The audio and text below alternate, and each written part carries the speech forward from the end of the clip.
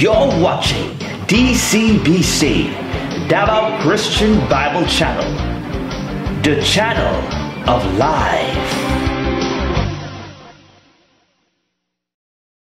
Actually, wag yun sa plano nga ako'y mag-share karon, no? Giingnan lang ko bag-ulang dito ko sa drums nga ako na mag-share, pero praise God kay ang Ginoo maayo. And dali og ilis niya nako diri sa tumbangan karon. I'm so happy nga gitagag ko opportunity sa Ginoo mo storya sa inyo maski dili ko andam, no?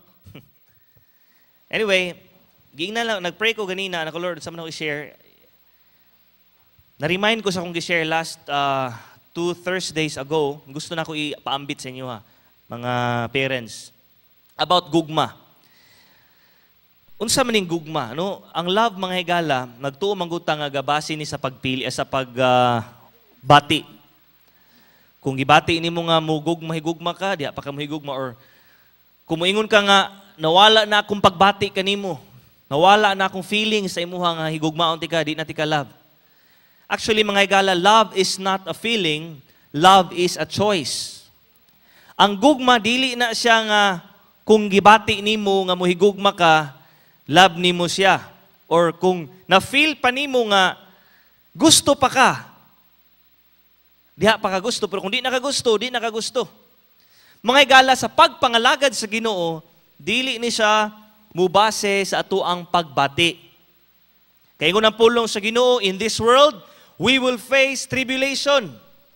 But be a good cheer. Balo mo say be a good cheer. Maglipay. Desisyonan daw na ito nga maglipay because He overcomes the world. Kung naay tribulation, ang normal reaction sa tao is not happy.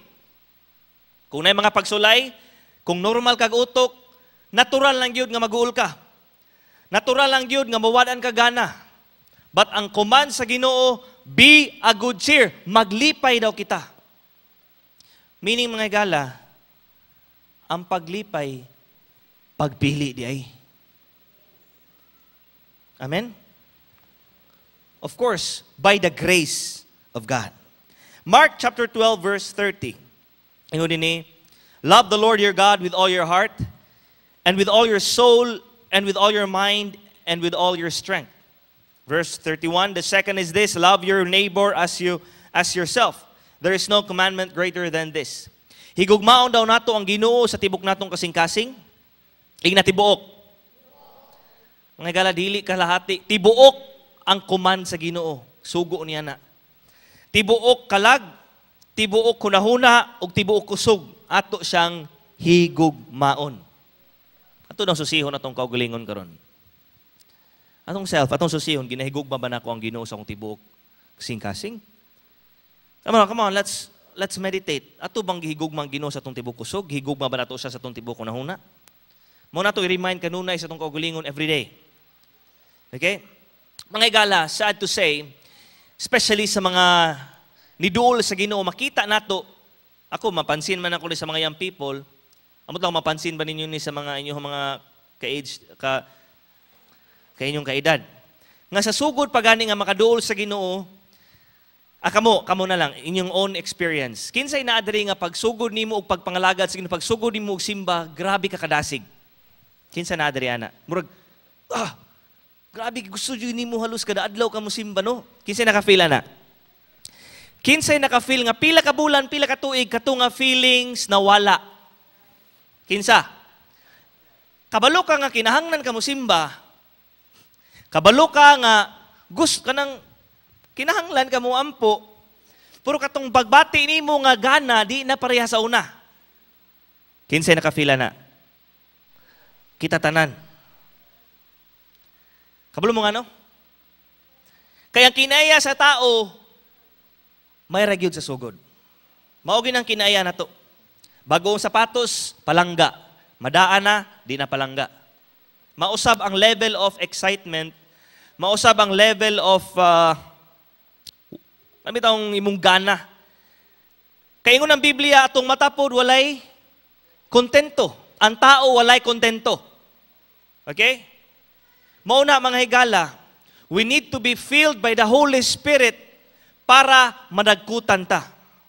Ingon ang Bible mga higala, ang mga batanon manggani makapuyan. The youth may go tired and weary. Labi na tingali ang dili youth. Di ba, una-una na to, batanon na, dili na kapuyan. Kabantay mo ng batang gamay, 3 years old. Grabe kay makadagan. Muingon pa kani ang mga ubang lola, grabihan ning bataanan ni, uy, murag di man kapuyan, kusog kay mudagan. Abi lang nato na, pero pahigdaa kay na, once na mo, mutugpan ang ulo sa unlan. Because even child needs to sleep. Kapuyan ang bata, ang young people kapuyan, labi na mga tigulang. Kapuyan gyud ta. Because of our nature. Ang lawas na to mga igala, this is from the sinful nature from Adam. But salamat sa Ginoo, by the grace of Jesus Christ, mausab ta. Kay mauna saad niya, He will give us a new life. So mga higala, pamina mo. Kaning infatuation, kabalo mo sa meaning sa infatuation? Grabe ang gana atong tanaw na to ang meaning sa infatuation sa dictionary. Kaning infatuation mga higala, ang meaning ani, an intense but short-lived passion or admiration for someone or something. Intense sa sugod, grabe ka power sa sugod, but short-lived passion. Mubo ra.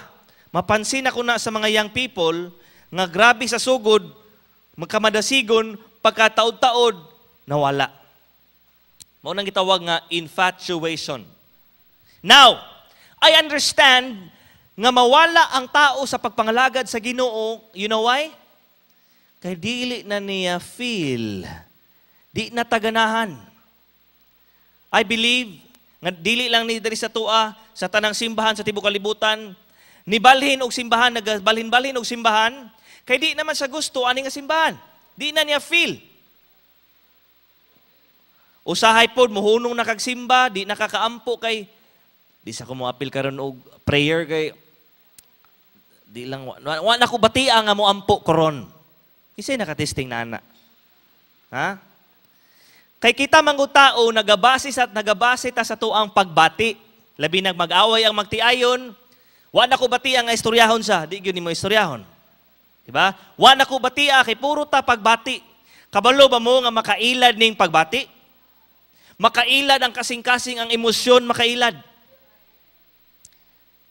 Atong tanawon ang mga alagad sa Ginoo, and the best example is dili lang ni mga ay ang pinaka the best example di ay no nga atong tanawon karon isang kinabuhi ni Jesus Christ.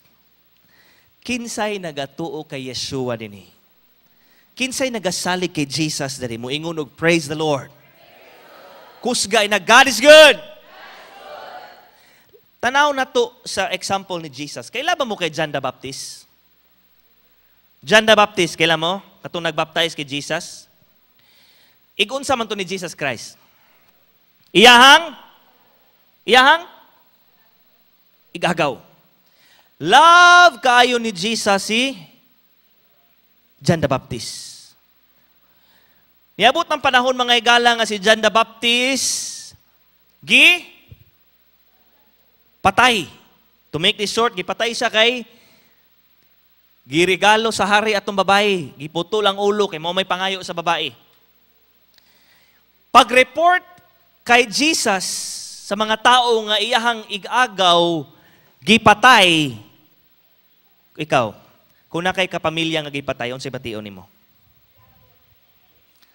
Sister Inday, malagot daw siya. Kuntahay, example nga, nag-outing ta kay nag-outreach ta. Unya, ikaw ang pawalihon sa outreach. Musugod na ka o mupadulong na ta kamusturya na iniduol si mo ha, ter or brad. Giputlag ulo imong igagaw. Madistract ka dili. Mawadan ka gana magwali dili. Mawadan dili. Moana tingali ka. Kurug-kurug tingali ka ba kay na emotional bitaw ka? Normal di ba? Maana mo reaction. Ingon tingali ka sim kauban ikaw lang say wali ron brad. Gipatay ako ang pagumangkon or gipatay akong anak. Pagkapaita.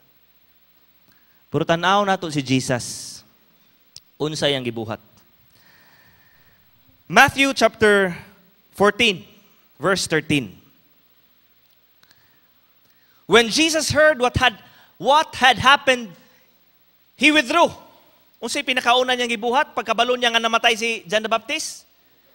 Nagnaga-ministry siya, pagkabalo niya nga gipatay, nisibat siya.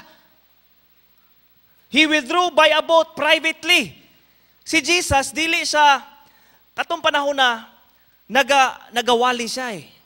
Pagkabalo niya gipatay ang iyahang igagaw, he withdrew. Kabalo mo si withdrew? Ni atras siya. Ni sibat. Privately. Ngano man? Gusto siya maginusara.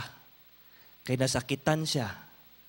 Wa siya malipay sa gibuhat sa mga tao nga gipatay si John the Baptist. To a solitary place. Kamingawan mga igala. Gusto siya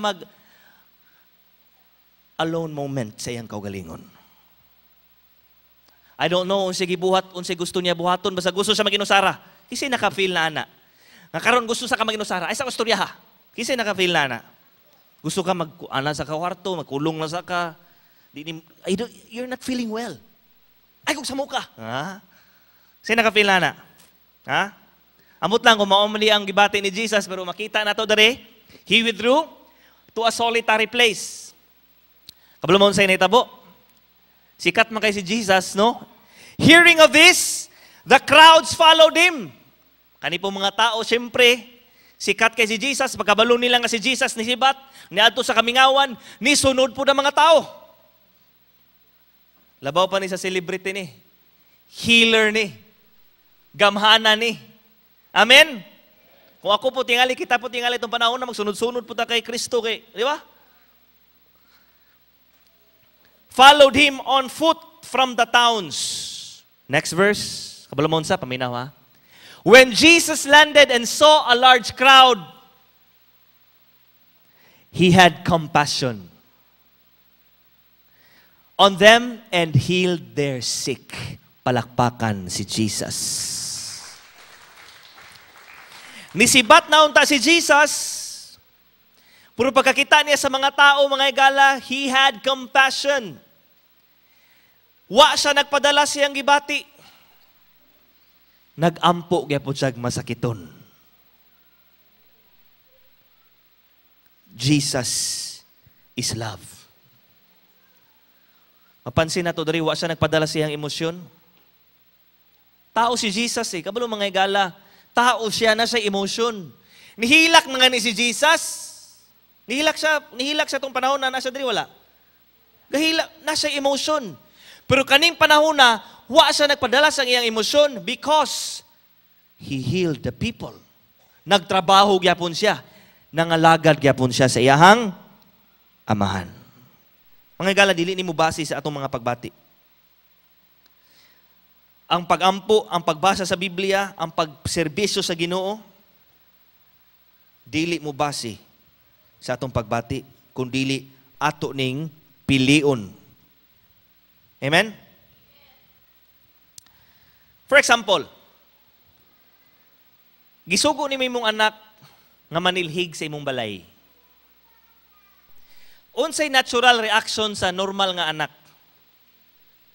Munsa man. Pag-ingon nimo, panilig. Basig anang unang reaksyon, no? Kuna po nisan. Di ba? Usa, wata kabalo. Or, walay gibuhat si kuya mao, siya na po suguama. Normal reaction sa batanon, di gyud ganahan. But he needs or she needs to sweep the floor, masking di sa ganahan kay sugo ni mama. Mulimpyo kag balay, para, kung manilhig ang imong anak og balay, unya di sa ganahan, ay, anya na pasilhiga kayo, di man sa ganahan manilhig, pwede ba din na? Maski hindi sa ganahan manilhig, kinahanglan sa manilhig kay iyahang obligasyon. Obligasyon sa usap ka anak mutuman sa inahan maski hindi niya gusto tumanon. Labi na kita tubangan sa Ginoo. Kasi anak sa Ginoo diri. Daghan kay sugo ang Biblia nga di na to ganahan buhaton. But we need to do and follow it because we are sons and daughters of God. Palakpakan si Jesus. God is good. And all the time. Kinsay mo tuo dinhi, kinsay mo tuo dinhi nakatong nagsugod nagwali si Jesus. Kahibalo na siya nga moabot ng panahon nga patyunon siya.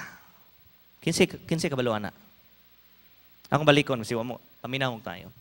Kinsay mutuo nga katong samtang gawali pa si Jesus, kabalo na siya sa iyang future sa earth nga dapat sa patyon. Taas ang kamot. Di ba? Remember mo, niingon pa ganisa siya mga disciples nga mabot ang panahon nga patyon ko. Kabalo si Jesus nga patyonunon siya. Pero makita nato yung pagkadasig. Kabalo siya sa iyang purpose, kabalo siya sa iyang mission. Grabe ang wali. Grabe ang iyang declare. Grabe ang sulti sa iyang mga tao sa una nga siya ang dalan, siya ang kamaturan. Grabe sa kadasig mga higala. To tell you frankly, kabalo siya nga mamatay siya. Nang ipangutana sa inyo karon. Katunggana niya sa pagpangalagad, kanina lang, katunggana niya sa iyang mindset. Kabalugod siya nga patyon siya. In fact, giingnan pa niya si Pedro, ingon man si Pedro sa iya, di ka mamatay, Ginoo. Kung si tubag niya kay Pedro, get behind me, Satan. Satanas, pahawa niya. Kay kabalo, pursigido si Jesus nga dapat siya, nga naman, para luwasunta. Palakpakan si Jesus, mga igala. Come on. Ang pangutanan ako karon, niabot ba sa panahon nga dawad-an sa gana? Paminaw! Niabot ba sa panahon nga nawad-an og gana si Jesus? Sa mga dili yang people kumungutana ni. Kinsay mo ingon nga niabot sa panahon nga nawad-an sa gana, sa iyang gana, sa iyang gana. Taas ang kamot. Nawad-an gana si Jesus. Isa lang, sister. Akong baliktaron ng pangutana. Kinsay mo tuo nga wa gyud sa nawad-an gana kay kabalo siya nga dapat sa mamatay. Taas ang kamot. Di lagi mo mag-participate lagi. Wala ito nga answer lang. Answer lang. Kinsay na dinhi nga mutuo nga wala nawad-an si Jesus og gana kay kabalo siya nga dapat sa mamatay, wa nawala iyang gana. Taas ang kamot, moingon mo nga wa na gana, nawala iyang gana. Okay, gamay lang. Kinsay moingon nga nawala iyang gana? Sister Indail, nawala iyang gana.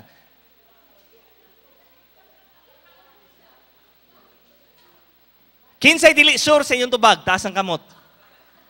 Wa gyapon unsa.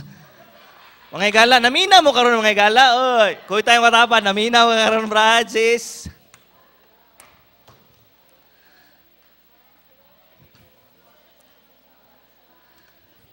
Okay, ako na lang tubag para madali ta. Based sa Biblia, nawad-an og gana si Jesus. Ha? Nawad-an gana si Jesus, Brad? Yes! Nausab iyang mind. In fact, gusto na sa mo atras, di na sa gusto mamatay. Nausab iyang feelings, Brad. Gikan sa ganado nga mamatay siya. Pagkatong duol na siya, ng patyunon na siya. Atong basahon ang Biblia. Matthew chapter 26. Mauning panahon nga nahitabo sa Garden of Gethsemane. Matthew chapter 26. Verse 37. Garden of Gethsemane na niya. Pila na lang kaminuto, dakpuno na siya. He knows. He took Peter and the two sons of Zebedee along with him, and he began to be sorrowful. Bisaya daw ng sorrowful. Guol kay siya. Dili siya happy. Wala sa naingon diri nga he began to be happy. No. He began to be sorrowful. Ang feelings ni Jesus, di na ganahan, nag-uol na. Sorrow na kayo sa... sorrowful, mga higala. And, troubled pag yun. Kung sa ibig sa troubled? Ha? Sige daw, sa ibig sa troubled? Ha? Trouble, murag amot lang. Kung sige bati niya, kulbaan, kahion, usa ba ni? Mga higala, sorrowful, kinsay naka-feel na diri nga sorrowful kay ka? Ha? Inana yung labaw, ambot lang, di na to ma-judge kung sige bati ni Jesus dari mga higala. Basta ingon dari sorrowful and troubled siya. Okay? What's next? Next verse. Then he said to them, si Jesus na mismo ni ingon na ni, my soul is overwhelmed with sorrow. To the point of death. Stay here and keep watch with me. Si Jesus na mismo ningon, ang akong kalag na puno na sa kabalaka. Na puno na sa kaguul. Na puno na sa kalisang. Mga higala, na feel ni Jesus karon kay tao man siya atong nasa diri.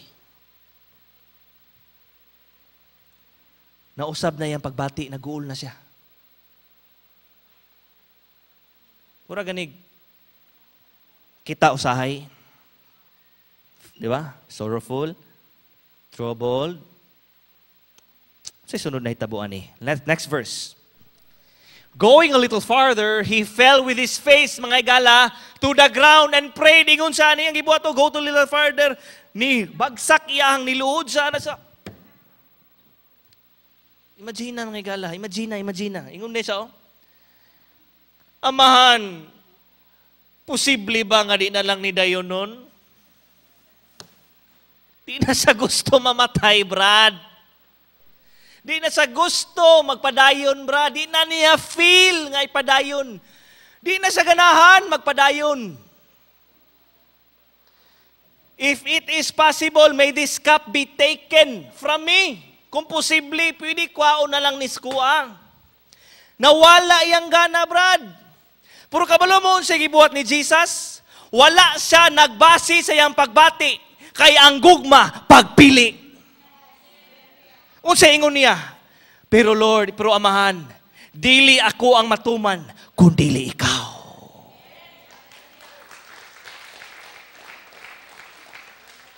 Niabot pa sa itong panahon, sa itong kinabuhi. Nga maingon na tag, di na ko masimba, di na ko moampo, nang lood na ko. Wala na. Di na nako feel, di na ko gusto magpadayon, mga higala, maulaw ta. Ayaw basiha imong pagpangalagad sa Ginoo sa imong pagbati. Kay ang mangluluwas, mga higala, wala niya gibasi ang iyahang pagkamatay sa cross sa iyang pagbati. Gipili niya. Kay ang gugma, mga higala, pagpili. Klaro kayo. We need to choose. We need to pili eyes to serve God. No matter what. Ang sorrow ni Jesus din labaw pa ni sa tong sorrow nga nabati. Gamay ra kaniya tong sorrow, way bugas, way pamasahe, way halin, way pagkaon, nagbulag sa uyab, nag-away sa ginikanan, nag-away sa mamagpapa, gagagamay nga sorrow, maura ng rason nga muhunong kag pagpangalagad.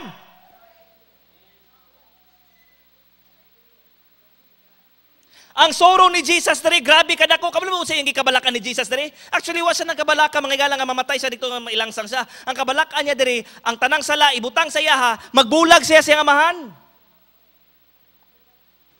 Mahibulag sa siyang amahan. Because He will carry the sin of the world. Pero mga higala, kabalo mo unsa si Jesus, mga higala? Kabalo mo sa gibati niya?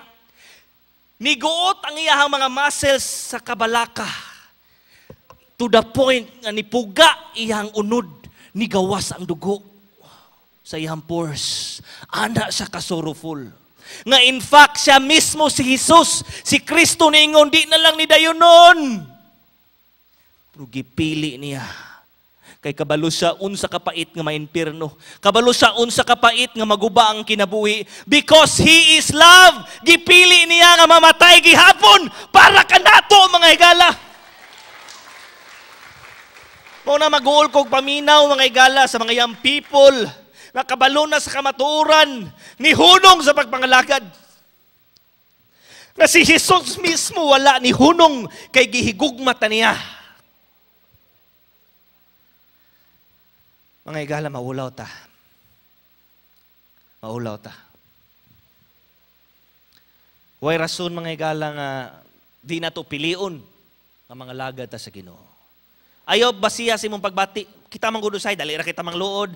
Di na ko masimba, ano man, nasakitan ko. Di na ko gusto, ano man, wa ko gitagad ni pastor.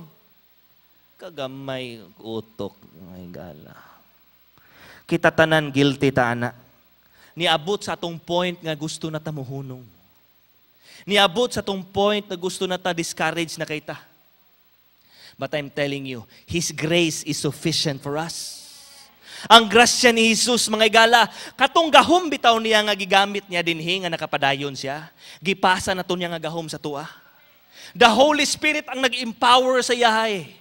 The Holy Spirit, the same Holy Spirit nga nagpagahom kay Jesus nga magpadayon, naa kanato karon. Nga makapadayon ta. Kabalo mga anong kinahanglan ta magpadayon? Kaingon si Kristo, katulang makapadayon ng maluwas. We need to continue. We need to continue mga higala. Bantog raingon si Jesus sa cross. It is finished.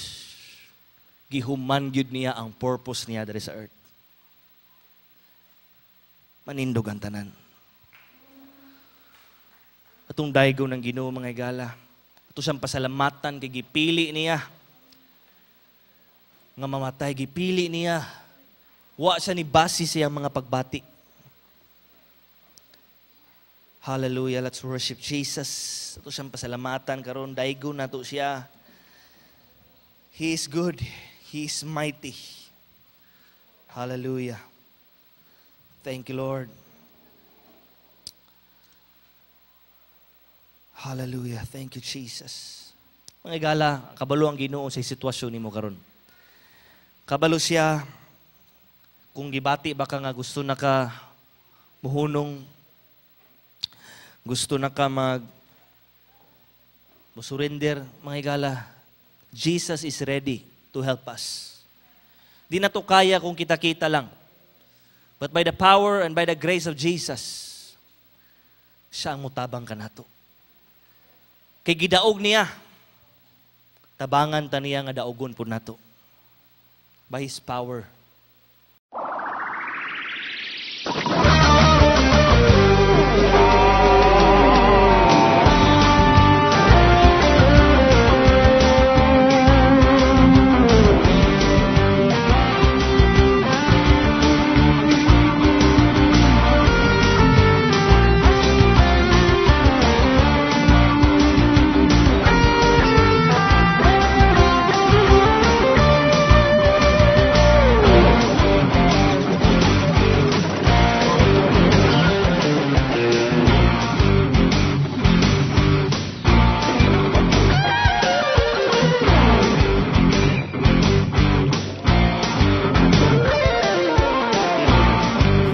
You're watching DCBC, Davao Christian Bible Channel, the channel of life.